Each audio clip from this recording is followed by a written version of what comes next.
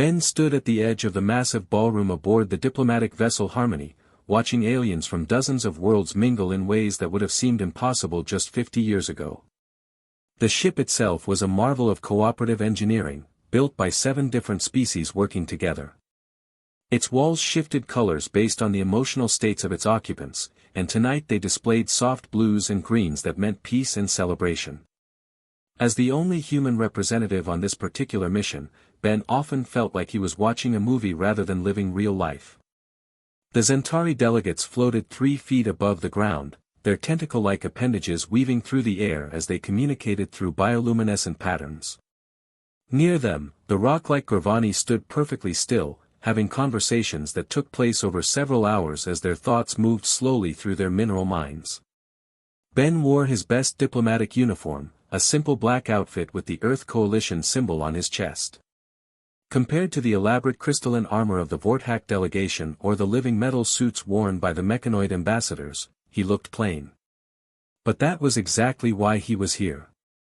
Humans had discovered that their greatest strength in galactic politics was not technology or psychic powers. It was their ability to understand and connect with other species.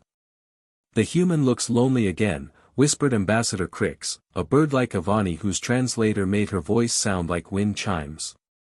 "Should we include him in our discussion about trade routes?" "He prefers to observe first," replied Senator Voss, whose blue skin marked him as one of the ancient Aquari. "Humans are strange that way. They watch and learn before they speak." Ben smiled to himself. He could hear their conversation thanks to his enhanced translator implant, but he did not mind their comments. They were right. He did prefer to watch and learn. That was how he had become one of Earth's most successful cultural liaisons. While other humans focused on learning alien languages or technologies, Ben studied alien hearts and minds. The grand ballroom stretched out before him like a small city. The ceiling showed a real-time view of the stars outside, making it feel like they were floating in space itself. Hundreds of beings moved through the area, each group clustering around displays that showed the best their worlds had to offer.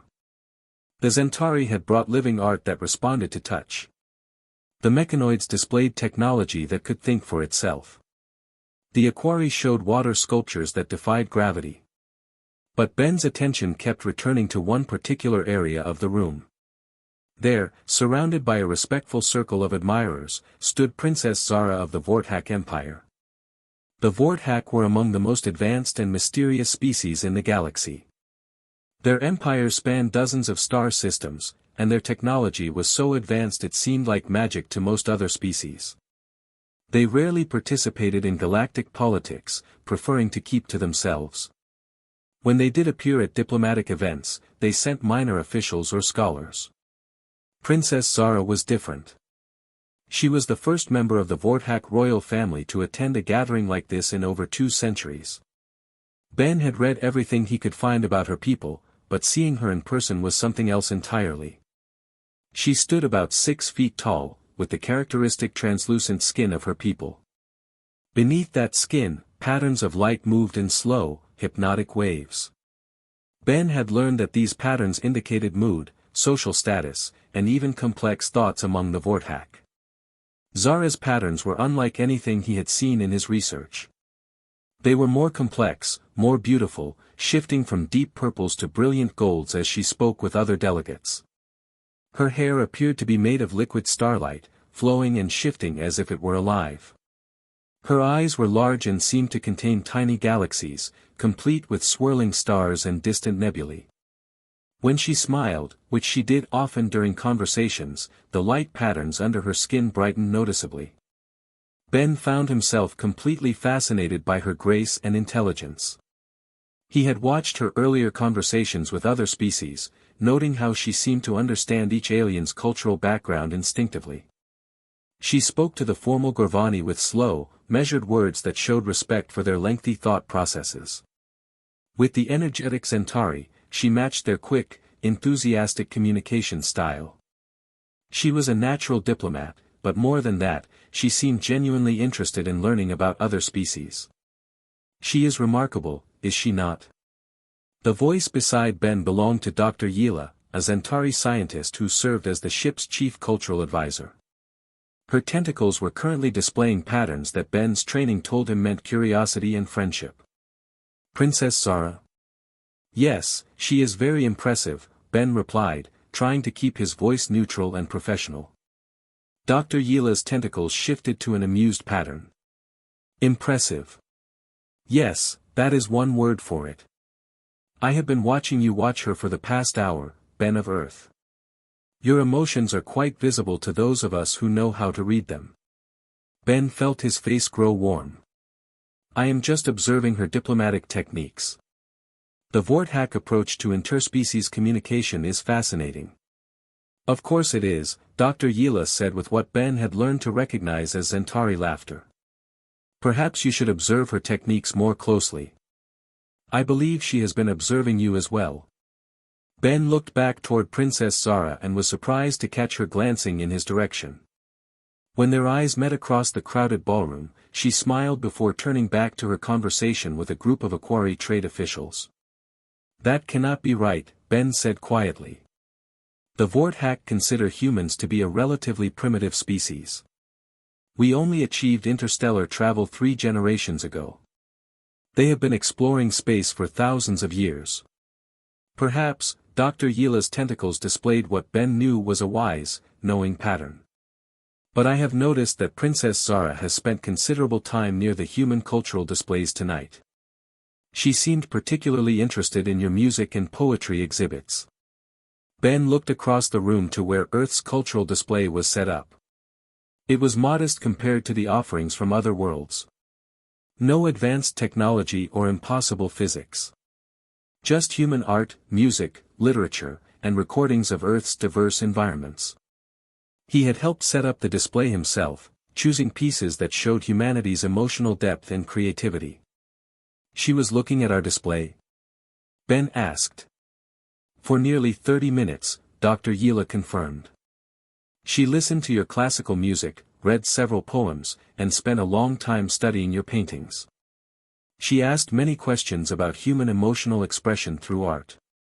Ben felt something flutter in his chest. The idea that Princess Zara might find human culture interesting was both exciting and terrifying. He had spent months preparing for this mission, learning about every species that would attend. He knew more about Vorthak culture than almost any other human. But the knowledge worked both ways. He also knew that the Vorthak considered emotional displays to be signs of mental instability. I should probably go check on the display, Ben said, though he knew it was just an excuse to be closer to where Princess Zara was standing. Dr. Yila's tentacles practically danced with amusement. An excellent idea. Cultural displays require constant attention. Ben made his way through the crowd, nodding politely to various aliens he recognized from previous negotiations. The mechanoids beeped greeting sounds as he passed. A group of young Avani chirped hellos in their musical language. The massive Gravani simply observed him with their ancient, patient expressions. As he approached the human display area, Ben could hear Princess Zara's voice. She was speaking to Ambassador Crix about human poetry. The emotional complexity is fascinating, Princess Zara was saying. Her voice had a musical quality that made even simple words sound beautiful. This poet, Shakespeare, writes about love as both joy and suffering. How can it be both? Ambassador Crix fluffed her feathers thoughtfully. Humans experience contradictory emotions simultaneously. It is one of their most unusual characteristics. Ben stepped forward, his heart beating faster than he would have liked. Excuse me, Your Highness. I am Ben, the human cultural liaison for this mission. I could not help but overhear your question about human poetry. Princess Zara turned to face him, and Ben felt like he had been struck by lightning. Up close, the patterns under her skin were even more beautiful, shifting in response to her interest. Her galaxy eyes focused on him with an intensity that was both thrilling and intimidating. Ben of Earth, she said, and somehow his simple name sounded elegant when she spoke it. I have been hoping to speak with a human about your people's artistic expressions. They are quite different from anything in Vorthak culture. How so, Your Highness? Ben asked, genuinely curious about her perspective. Your art seems to celebrate imperfection and temporary emotions, she said, gesturing toward a painting that showed a human couple growing old together. In Vorthack society, we strive for perfection and permanent harmony. Your artists seem to find beauty in sadness, strength in weakness, hope in despair. It is puzzling but compelling. Ben found himself relaxing as they talked. Despite her royal status and otherworldly beauty, Princess Zara was easy to speak with.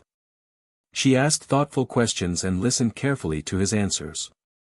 Human emotions are complex, Ben explained, pulling up a holographic display of various human artworks. We do not see sadness and joy as opposites, but as parts of a larger experience. This poem, for example, is about losing someone you love. But it is not just about sadness. It is also about gratitude for having loved that person at all. Princess Zara studied the poem for a long moment, her light patterns shifting to deeper, more contemplative colors. In Vorthack culture, we would see such loss as a failure to achieve permanent harmony. But this human perspective suggests that temporary connections can have value equal to permanent ones. Sometimes temporary things are more precious because they do not last forever, Ben said. Humans have a saying, this too shall pass. It means that both good and bad experiences are temporary. That knowledge can bring comfort during hard times and make us appreciate good times more deeply. Ambassador Crix had wandered away at some point, leaving Ben and Princess Zara alone near the display. Other aliens passed by occasionally, but most were engaged in their own conversations or examining other cultural exhibits. Play more of your music, Princess Zara requested. I want to understand how sound can convey emotion. Ben selected a piece of classical music, a violin concerto that built from gentle sadness to soaring hope. As the music played, he watched Princess Zara's light patterns shift and change in response to the melody. It was like watching her emotions painted in living light beneath her skin. Remarkable, she whispered. I can feel what the composer felt when creating this. How is such a thing possible? Music is a universal language, Ben said. It bypasses the logical mind and speaks directly to emotions. Different species experience it differently, but the emotional core seems to translate across cultural barriers. They spent the next hour exploring human culture together. Ben showed her paintings, played different types of music, and shared poetry from various Earth civilizations. Princess Zara absorbed it all with obvious fascination, asking questions that showed she was beginning to understand not just human art, but human nature itself. As the evening grew late, many of the alien delegates began to retire to their quarters. The ballroom slowly emptied, leaving only a few groups still engaged in deep conversations. Ben realized he had been monopolizing Princess Zara's time, something that was probably inappropriate given her status. I should let you return to your delegation, he said reluctantly. Thank you for taking so much time to discuss human culture. It means a great deal to have someone of your stature show interest in our artistic traditions. Princess Zara's light patterns shifted to what Ben thought might be disappointment. The evening has been most educational. I hope we can continue our discussions tomorrow. I would be honored, Ben replied. Princess Zara smiled, her entire being seeming to brighten. Until tomorrow then, Ben of Earth. She began to walk away, joining a small group of Vorthack officials who had been waiting patiently nearby. Ben watched her go, feeling both elated by their conversation and melancholy that it was ending. The ballroom was nearly empty now. Ben found himself alone on the observation deck that connected to the main hall. Through the transparent walls, he could see Princess Zara's shuttle preparing for departure back to the Vorthack ship. She stood silhouetted in the airlock, and even at that distance, he could see the gentle glow of her light patterns. The emotions he had been keeping carefully controlled all evening suddenly overwhelmed him. Looking at her preparing to leave, knowing the vast cultural and social distances between them, Ben felt his heart break a little. The rational part of his mind knew it was impossible. Humans and Vorthack lived in completely different worlds. She was royalty from an advanced civilization. He was just a cultural liaison from a young species taking its first steps into galactic society. But in that moment, alone and believing no one could hear him, Ben let his true feelings escape in a whisper. "I wish I could marry her." To his absolute shock, Princess Zara turned around.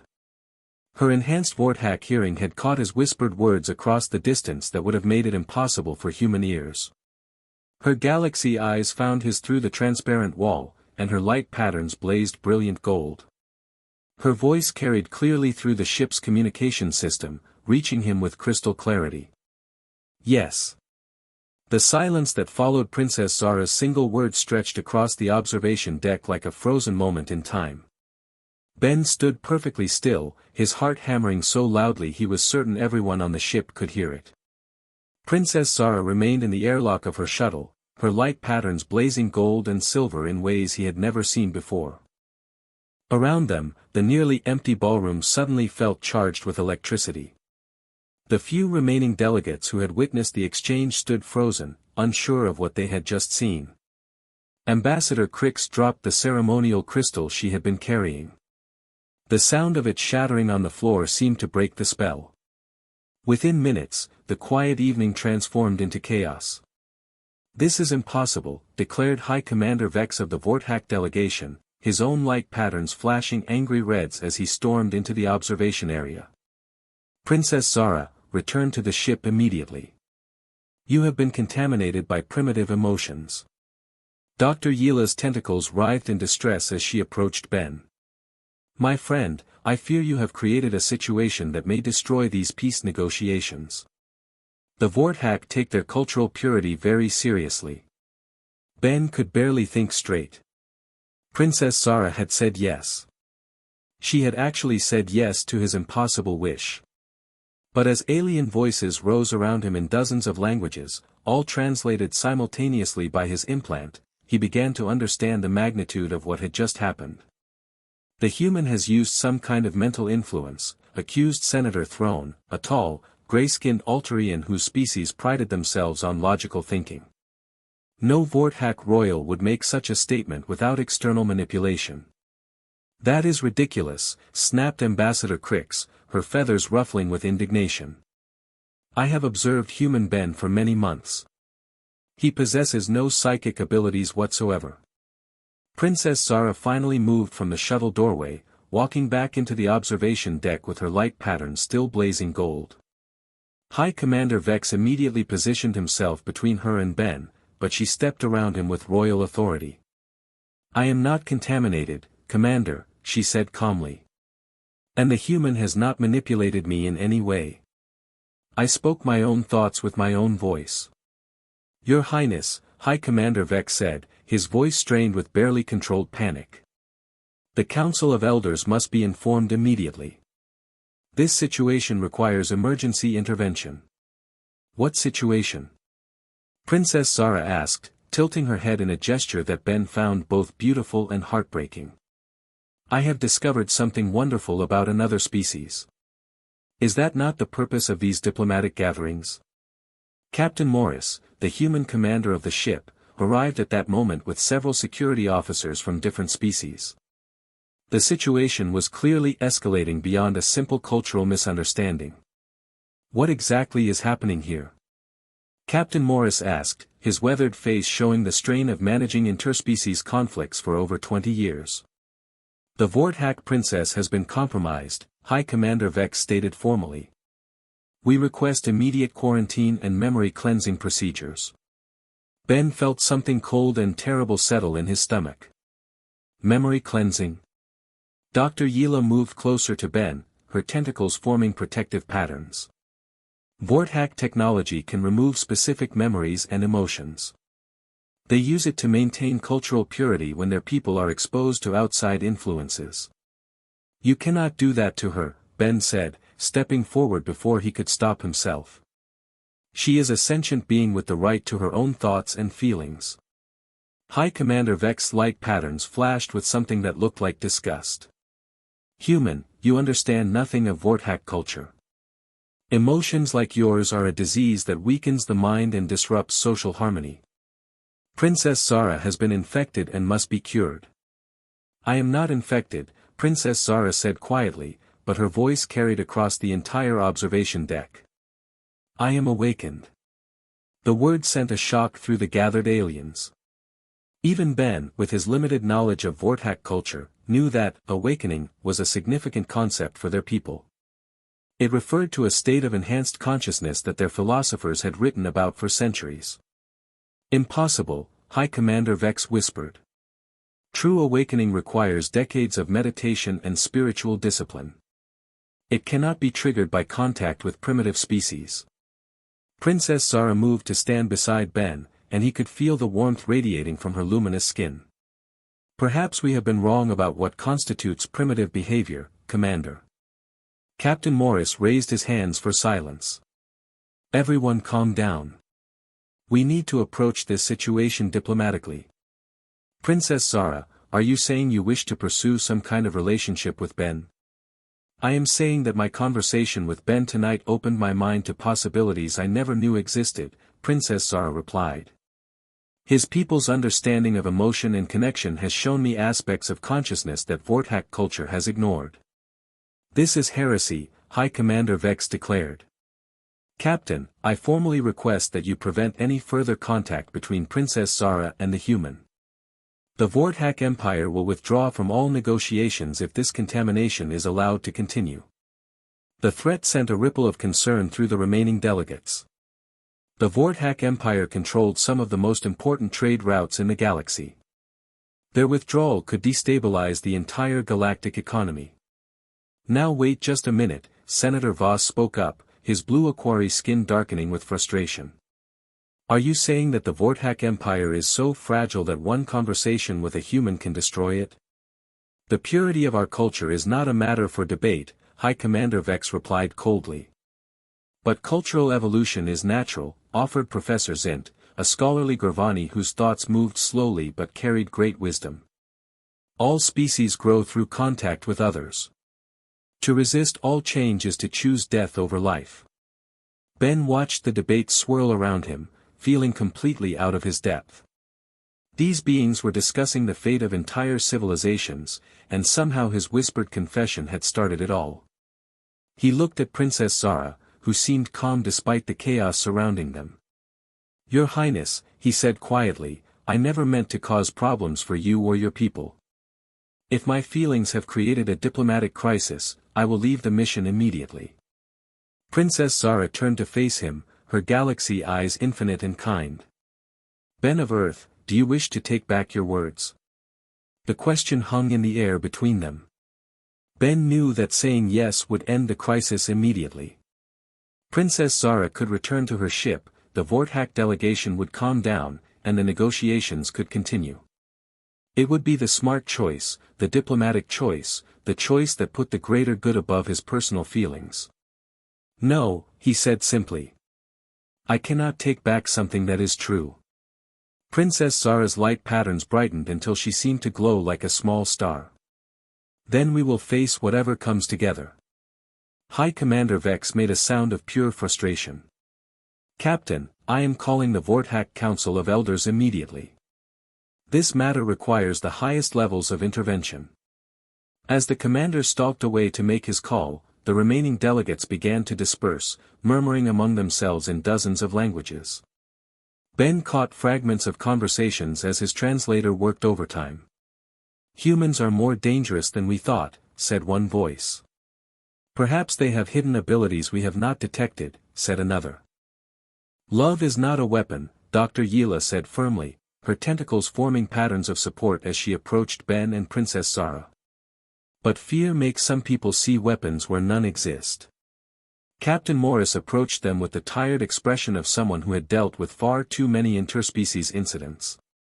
Ben, Princess Zara, I need to understand exactly what happened here tonight. The Vorthack Council of Elders is demanding a full investigation. Over the next hour, they recounted the evening's events in detail. Princess Zara described her fascination with human culture and how Ben's explanations had opened new ways of thinking for her. Ben explained his role as a cultural liaison and how their conversation had been purely educational until his emotional outburst at the end. So you are saying that Princess Zara's reaction was based entirely on intellectual curiosity and cultural exchange? Captain Morris asked. No, Princess Zara said softly. It was based on something much deeper than intellectual curiosity. She turned to Ben, her light patterns shifting to colors he had never seen before. Ben showed me that emotions are not weaknesses to be suppressed, but strengths to be celebrated. Your people do not fear feeling deeply. You do not hide from joy or sadness or love. You embrace them all as part of what makes life meaningful. But the Vorthack philosophy teaches that emotions lead to chaos and suffering, Captain Morris said, clearly trying to understand. Perhaps we have been wrong, Princess Zara replied. Perhaps we have achieved harmony by cutting ourselves off from the very experiences that make existence worth living. The conversation was interrupted by High Commander Vex's return. His light patterns were flashing emergency colors, and his expression was grim. The Council of Elders has spoken, he announced. Princess Zara will return to the homeworld immediately for purification rituals. The human will be quarantined and examined for psychic contamination abilities. All negotiations with Earth are suspended indefinitely. That is completely unreasonable, Senator Voss protested. You cannot punish an entire species because two individuals formed a connection. The Vorthack Empire does not negotiate with contaminated species, High Commander Vex stated. This is final.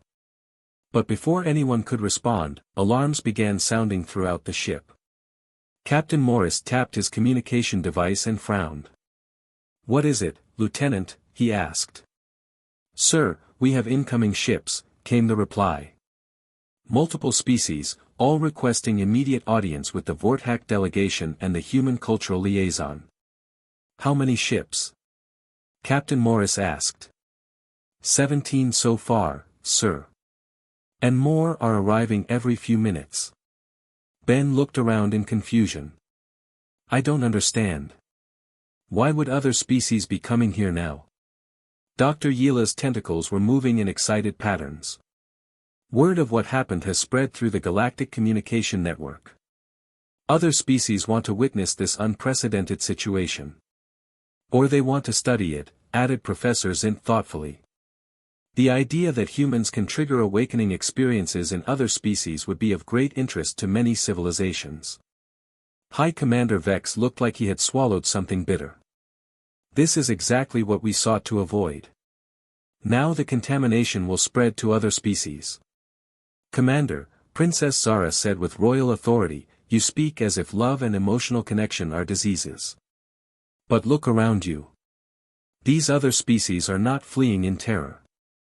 They are coming to learn and understand. Captain Morris was receiving more reports through his communicator.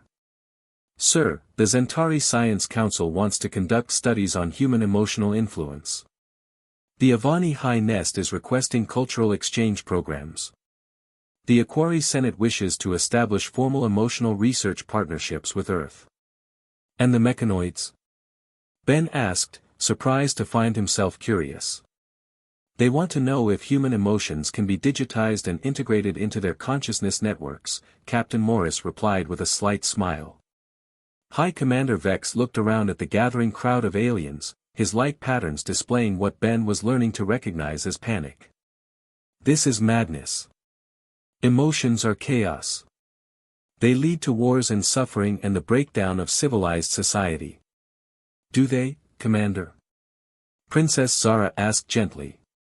Or do they lead to growth and connection and the courage to reach beyond what we thought possible? She took Ben's hand, and he felt a small shock at the contact.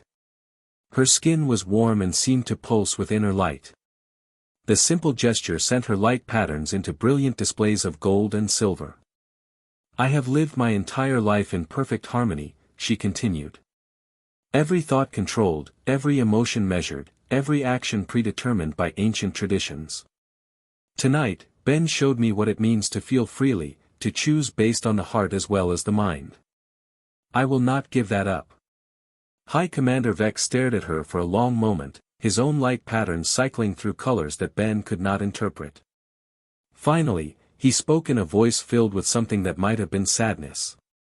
Then you are no longer Vorthak, he said quietly. The Council of Elders will formally exile you tomorrow. You will be cut off from our society, our technology, our support. You will have nothing. Princess Zara squeezed Ben's hand gently, her light pattern steady and bright.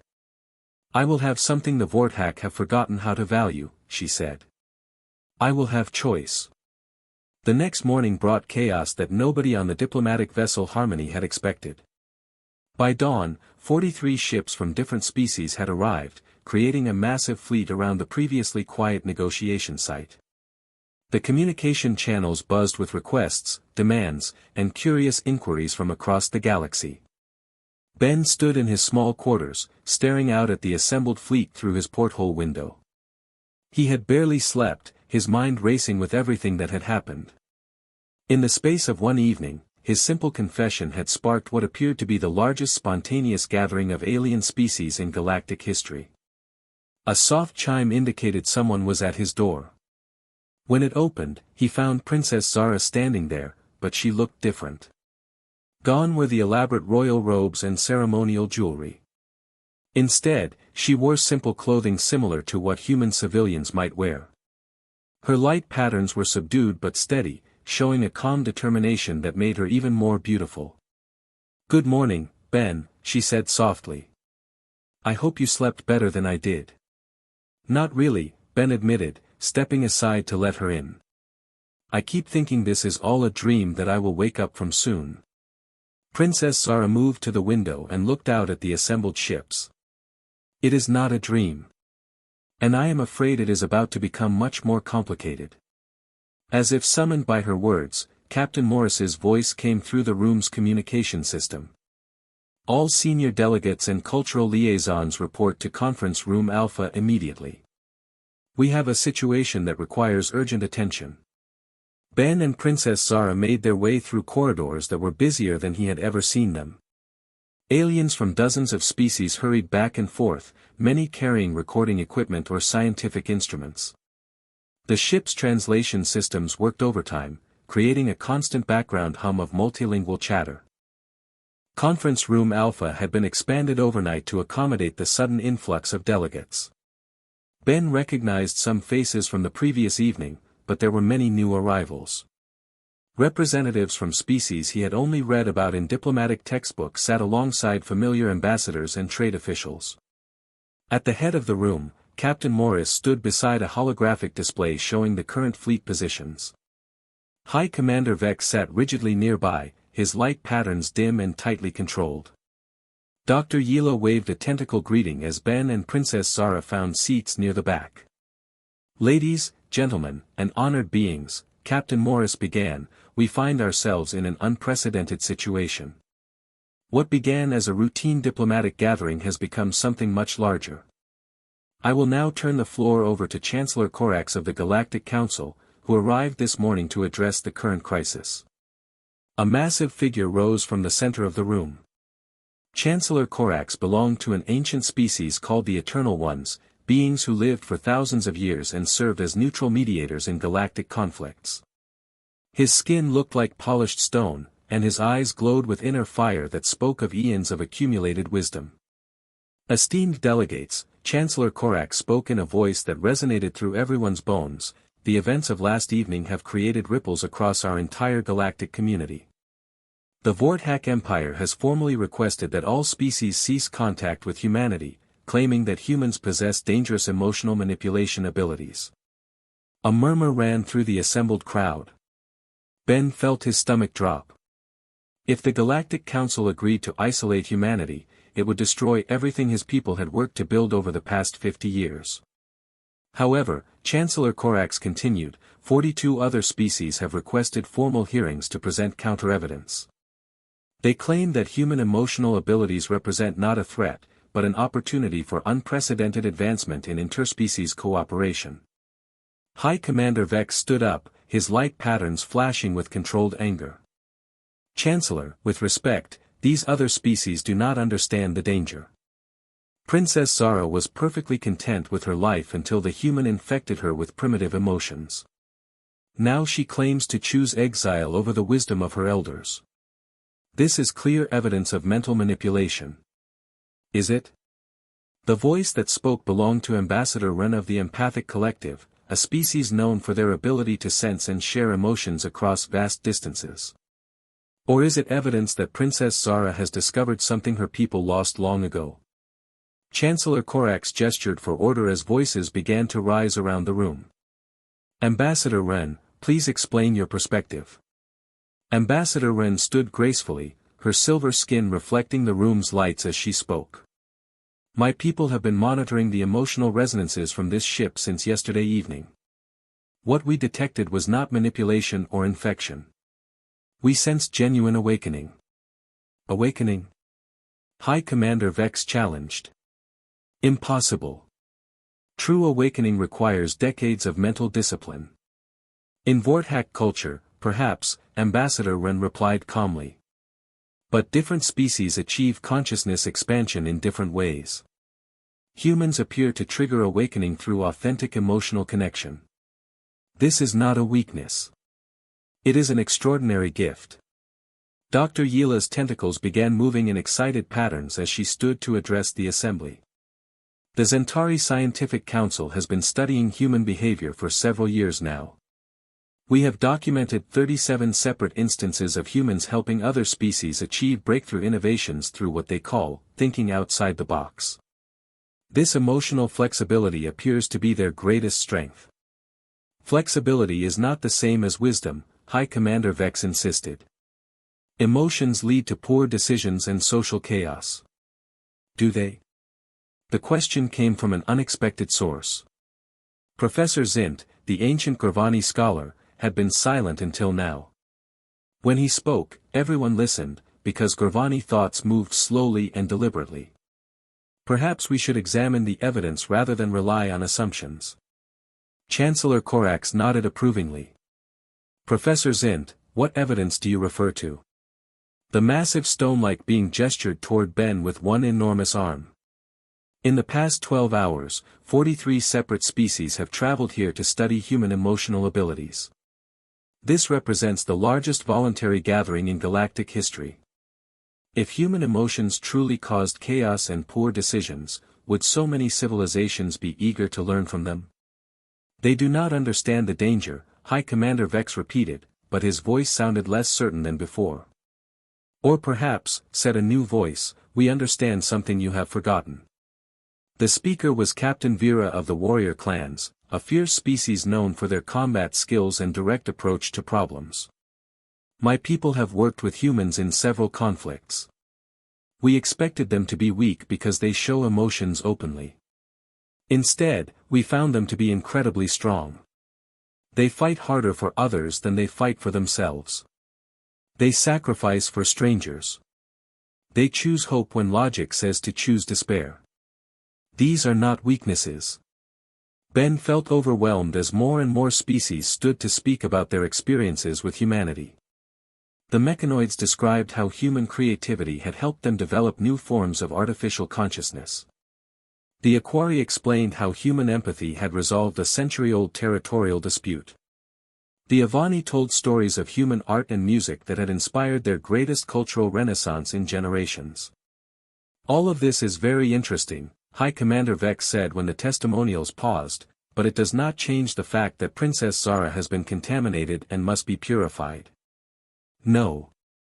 Princess Zara's voice rang out clearly as she stood up. I will not be purified, Commander. I choose exile. The room fell silent. Exile from the Vorthak Empire was considered a fate worse than death. Cut off from their advanced technology and social support systems, exiled Vorthak rarely survived more than a few years. Your Highness, High Commander Vex said with something that might have been genuine sadness, you do not understand what you are choosing. Without the Empire, you will have nothing. Princess Zara moved to stand beside Ben, her light patterns blazing with determination. I will have what every sentient being deserves. I will have the freedom to choose my own path, to feel my own emotions, to love whom I choose to love. She turned to address the entire assembly. My people achieved perfect harmony by eliminating all unpredictable elements from our lives. We removed passion, spontaneity, and yes, love. We thought we were becoming more evolved. Instead, we were becoming less alive. Her voice grew stronger as she continued. Ben showed me that emotions are not chaos to be controlled, but experiences to be treasured. His people do not fear love or sadness or anger. They understand that all emotions serve a purpose, that feelings connect us to each other and to the universe itself. Chancellor Korak stepped forward, his ancient eyes studying Princess Zara carefully. You speak of awakening, but awakening requires more than just emotion. It requires wisdom. How do you know that these new feelings will not lead you astray? Princess Zara smiled, and her entire being seemed to glow with inner light. Because, Chancellor, for the first time in my life, I am making choices with both my mind and my heart working together. This is not about abandoning wisdom. This is about finding a deeper wisdom that my people forgot long ago. She gestured toward Ben, who felt his face burning with embarrassment at suddenly being the center of attention for the entire Galactic Assembly. Ben asked for nothing from me. He expected nothing. He simply shared his culture honestly and openly, the same way he has shared it with every species here.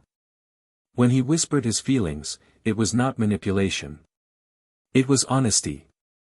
And honesty, I have learned, is the foundation of all real connection.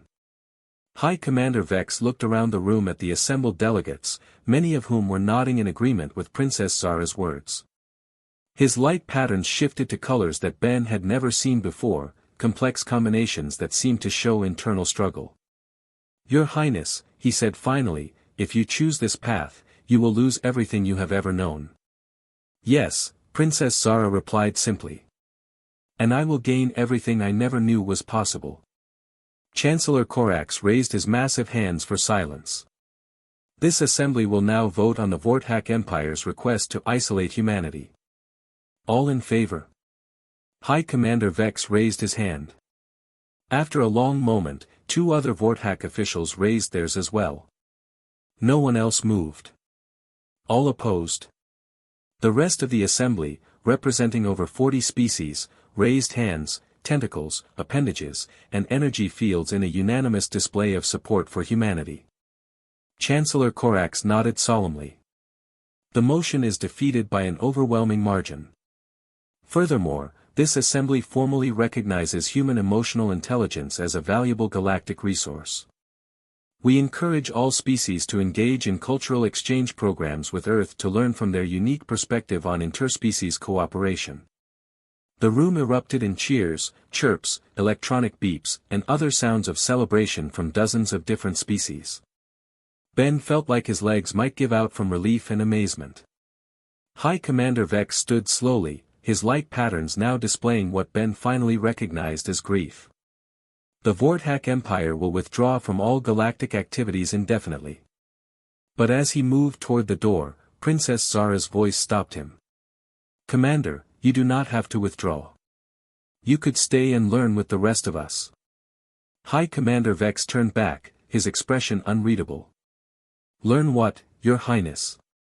Learn what it means to be fully alive, she replied gently. Learn what it means to choose growth over stagnation, connection over isolation, love over fear. For a moment, High Commander Vex's light patterns shifted to colors that looked almost hopeful. But then they dimmed again, and he shook his head. Perhaps someday, Your Highness. But today, I am too old and too afraid to abandon everything I have believed. He left the room, followed by the other Vortak officials. Ben felt sorry for them, understanding that they were choosing familiar suffering over unfamiliar joy.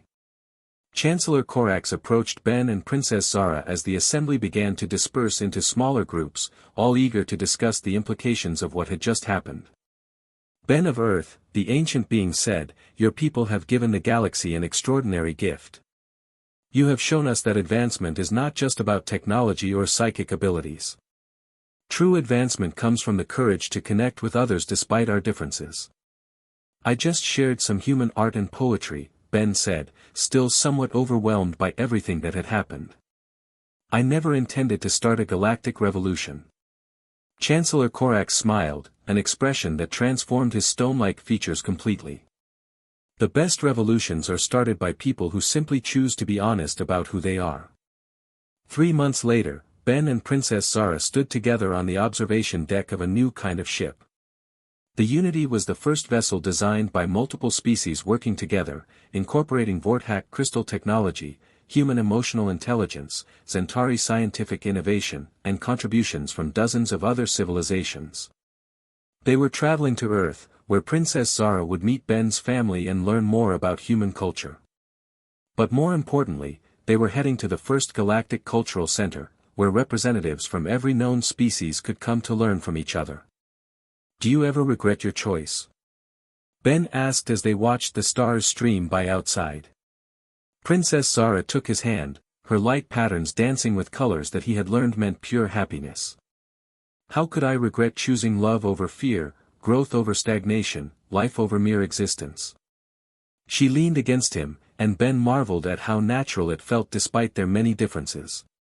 Besides, she added with a smile that made her entire being glow, someone once told me that the most precious things are valuable precisely because they do not last forever. Every moment we have together is a gift to be treasured. Outside the observation deck, the galaxy spread out before them, filled with billions of beings who were learning, perhaps for the first time, that the universe was large enough for every kind of love, every form of consciousness, every way of being alive. And at the center of it all was a simple human truth that Princess Zara had embraced completely, that the courage to love, even when it seems impossible, can change everything.